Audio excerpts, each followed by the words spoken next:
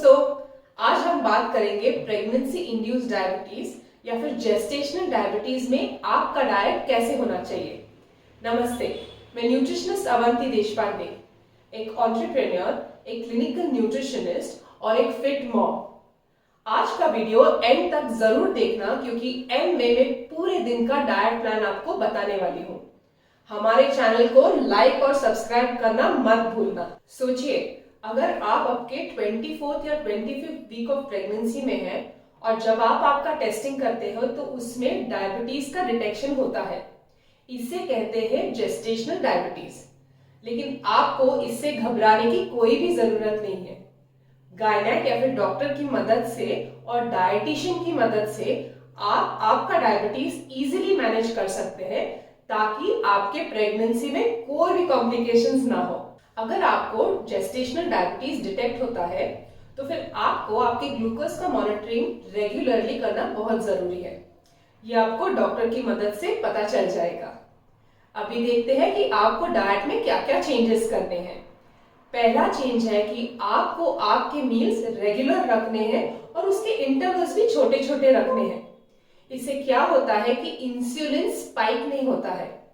और अगर आप बहुत ज्यादा गैप रखते हैं मील्स में तो फिर एक मील में आप ज्यादा खाना खाते हैं। वो अवॉइड करने के लिए आपको स्मॉल और फ्रीक्वेंट मील्स लेना बहुत जरूरी है। कई बार प्रेग्नेंट महिलाओं को ये लगता है कि उनको कैलोरीज कम करनी चाहिए अगर डायबिटीज डिटेक्ट होता है तो, लेकिन ये बहुत ही एक डेलिकेट सिचुएशन है और इसमें टोटल कैलोरी रिस्ट्रिक्शंस नहीं करना चाहिए। लेकिन आप इसको स्मार्टली हैंडल करोगे। वो ऐसे, आप जो चीनी से भरी चीज है या फिर मीठी चीज है उनका सेवन बिल्कुल भी बंद करोगे। उसके अलावा आप जो कुछ भी हाई फैट फूड्स यूज करते हो जैसे कि एक्स्ट्रा मलाई वाला दूध, उसको ना लेते हुए आपको स्किम मिल्क लेना है, मतलब जिसमें मलाई निकाली गई है। तो आपको सिर्फ कैलोरीज कम नहीं करनी है लेकिन स्मार्ट बन के फूड ग्रुप्स अलग चूज करने हैं। आपको आपके डाइट में फाइबर हाई रखना है, प्रोटीन हाई रखना है, थोड़ा सा सिंपल कार्ब्स को कम करना है और कॉम्प्लेक्स कार्ब्स जैसे कि चपाती और रोटी है उसको आपके डाइट में इंक्रीज करना है। कई महिलाओं का फास्टिंग ग्लूकोज हाई रहता है, मतलब आप जब सुबह उठते हो तो उस टाइम जो ग्लूकोज का रीडिंग रहता है वो थोड़ा हाई रहता है।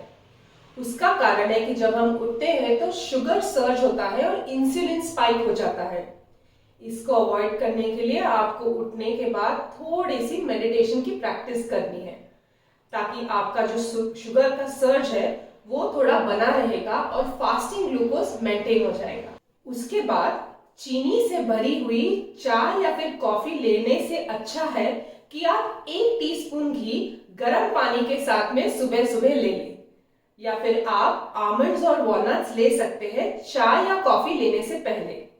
इससे क्या होगा, आपका मेटाबॉलिज्म भी बना रहेगा और आपके पूरे दिन में जो आपको शुगर की क्रेविंग्स होती है वो भी काफी कम हो जाएगी। अभी हम बात करेंगे थोड़ा कार्बोहाइड्रेट्स के बारे में, मतलब रोटी, चावल, ये जो सब चीजें हम लेते हैं वो। तो कार्बोहाइड्रेट्स अलग अलग किस्म के होते हैं। एक होते हैं सिंपल शुगर्स जो कि हमें मीठी चीजों में मिलता है, इससे ब्लड शुगर राइज तुरंत हो जाता है।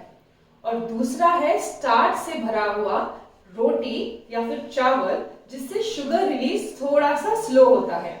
तो आपको ये ध्यान रखना है कि सिंपल शुगर से भरी हुई चीज बिल्कुल अवॉइड करनी है और आपको आपके डाइट में फाइबर से भरा हुआ रोटी, चावल, मिलेट्स या फिर ओट्स, इसका सेवन बढ़ाना है। इसके अलावा फ्रूट्स और वेजिटेबल्स में फाइबर काफी मात्रा में हाई रहता है, तो आपके खाने के साथ साथ आपको इसका भी सेवन बढ़ाना है। फ्रूट्स और वेजिटेबल्स लेने का और एक फायदा ये है कि उसमें हाई विटामिन और मिनरल्स रहते हैं फाइबर के अलावा। तो फाइबर की वजह से आपका ग्लूकोज का अब्सॉर्प्शन स्लो होगा। इसके साथ साथ फाइबर की वजह से फूड का डाइजेशन भी स्लो होता है। तो ये फायदा और है फ्रूट्स और वेजिटेबल्स लेने का। तो आपको ये ध्यान में रखना है कि पूरे दिन में 5 serves of fruits and vegetables आपको लेने हैं। तो आप 2 फल ले सकते हैं, लंच और डिनर में सैलेड ले सकते हैं और सब्जी लेना मत भूलना। प्रेगनेंसी में भूख बहुत लगती है कि नहीं? तो आपको ये लगता है कि कुछ हेल्दी स्नैक्स हो जाए, स्पेशली 4 PM पे आपको लगता है कि कुछ ना कुछ चाय के साथ होना चाहिए। तो चलिए फिर हेल्दी स्नैक्स ऑप्शन क्या क्या आप रख सकते हैं वो देखते हैं। आप चाय के साथ में होममेड मखनास या फिर होममेड चूड़ा ले सकते हैं। इसके अलावा ड्राई फ्रूट्स जैसे कि आलमंड्स, वॉलनट्स और उसमें ड्राई अंजीर या फिर खजूर डाल के भी आप ले सकते हैं। इसके अलावा खाकरा भी एक बहुत अच्छा चॉइस है। अगर आपको थोड़ी सी भूख ज्यादा लगी है तो आप आराम से एक छोटा सा स्नैक जैसे कि एक कटोरी पोहा, एक कटोरी उपमा या फिर एक स्लाइस ऑफ ब्रेड और उसके साथ में एक अंडा, ये भी आराम से खा सकते हैं। आपको ये देखना है कि आप जो कुछ भी स्नैकिंग करोगे वो प्रोटीन से भरा है, गुड फैट से भरा है और उसमें सिंपल शुगर्स बिल्कुल भी ना हो। अभी एक बात जरूरी है कि आपको हाइड्रेट होना बिल्कुल नेसेसरी है। तो आपको ये देखना है कि आप दिन भर में 8 से 10 ग्लास पानी मिनिमम ले लें। अगर आपको मुश्किल है ये माप रख पाना कि आप कितना पानी ले रहे हो, तो फिर आप आराम से एक बॉटल भर के रख सकते हैं। वो जब एम्प्टी हो जाए तो आप उसको रिफिल कर सकते हैं। ऐसे करके आपको 3 बॉटल्स दिन भर में खत्म करने हैं। आपके हेल्थ के लिए और आपके बेबी के हेल्थ के लिए एक बात जानना बहुत जरूरी है, जंक फूड से बिल्कुल परहेज करें। केक्स, पेस्ट्रीज, पिज्जाज, बर्गर्स और चाइनीज फूड आपको इन दिनों के लिए थोड़ा अवॉइड करना है। बाद में जब बेबी हो जाए तो आप इन चीजों को एंजॉय कर सकते हैं। अब सबसे इंपॉर्टेंट बात है कि आपको एक्टिव रहना है। मतलब आपको दिन भर में एटलीस्ट 20 मिनट्स ऑफ वॉकिंग करने हैं और अगर आप एक्सरसाइज करते आ रहे हैं तो फिर आपको एक्सरसाइज की इंटेंसिटी भी बढ़ानी चाहिए। सेडेंटरी एक जगह पे बैठ के बिल्कुल भी नहीं रहना है। जितना आप एक्टिव रहोगे उतना आपका डायबिटीज ज्यादा कंट्रोल में हो जाएगा। तो सुबह के 10 मिनट या फिर 20 मिनट या फिर शाम के 10 मिनट या 20 मिनट आपको पक्का वॉकिंग करना है। इसके साथ साथ अगर आपको सूर्य नमस्कार आते हैं या फिर गाइडेड योगा एक्सरसाइजेज जो आप किसी भी एक्सपर्ट के साथ कर सकते हो, वो भी आप जरूर आपके डेली स्केड्यूल में इंक्लूड कर लेना। अभी जैसे मैंने आपको शुरू में प्रॉमिस किया है, देखते हैं एक सैंपल डाइट प्लान। उठने के बाद आपको लेना है 1 ग्लास गर्म पानी और उसके साथ में 1 टीस्पून घी। ये लेने से आपका जो इंसुलिन स्पाइक दिन भर में रहता है वो थोड़ा कम हो जाता है और डायबिटीज का रेगुलेशन बहुत अच्छे से हो जाता है। उसके बाद चाय और कॉफी लेने से पहले आपको लेने हैं आमंड्स और वॉलनट्स। ब्रेकफास्ट के लिए आपको ये देखना है कि कार्बोहाइड्रेट्स और प्रोटीन का अच्छा खासा कॉम्बिनेशन हो।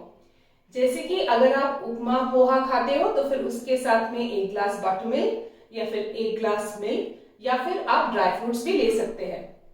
अगर आप नॉनवेज पसंद करते हैं तो फिर अंडा भी आप आपके डाइट में इंक्लूड कर सकते हैं। मिड मॉर्निंग के लिए कोई भी फल ले सकते हैं। लंच के लिए हेल्दी प्लेट के तौर पे आपको खाना है।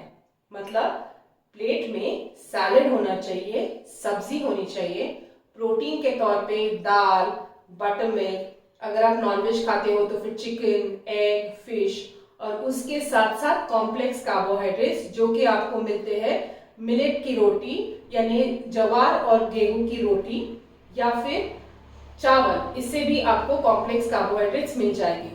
और डाइट में घी लेना ना भूलना। 4 o'clock आपको अगर चाहिए तो 1 कप दूध और उसमें ड्राई फ्रूट पाउडर भी मिला के ले सकते हैं। ड्राई फ्रूट पाउडर की रेसिपी ऑलरेडी मैंने डेमोन्स्ट्रेट की है, आप उस लिंक पे जरूर क्लिक करके देख लेना। इसके साथ साथ जो मैंने पहले आपको स्नैक्स बोले हैं जैसे कि खाकरा या फिर होममेड चूड़ा, वो भी आप 1 कटोरी इसके साथ में ले सकते हैं। आपका डिनर सोने से 2 घंटे पहले होना चाहिए और डिनर में ये याद रहे कि जैसे ही लंच में हेल्दी प्लेट थी वैसे आप डिनर में भी हेल्दी प्लेट इंक्लूड कर लो। तो आपको डिनर में सैलेड, सब्जी, प्रोटीन जो कि आपको दाल से या फिर पनीर या फिर नॉनवेज फूड से मिल जाएगा और आपको ये ध्यान रखना है कि कार्बोहाइड्रेट्स की मात्रा थोड़ी सी लंच से कम हो। डिनर जैसे मैंने बोला 2 घंटे पहले होना चाहिए और सोने से पहले अगर आपको चाहिए तो 1 ग्लास गर्म पानी आप वापस ले सकते हैं। अगर आपको आपकी जेस्टेशनल डायबिटीज को मैनेज करना है तो आप हमसे पर्सनलाइज्ड डाइट भी ले सकते हैं। ये लिंक है जिसपे आप क्लिक कर सकते हैं या फिर ये फोन नंबर है जिसपे भी आप क्लिक करके जानकारी ले सकते हैं। उम्मीद है आपकी प्रेगनेंसी सफल हो और आपके डायबिटीज को कंट्रोल करने में ये डाइट आपको मदद करे। अगर आपके कोई भी क्वेश्चंस हो तो फिर कमेंट सेक्शन में लिखना ना भूलना और वेट कीजिए अगले वीडियो तक।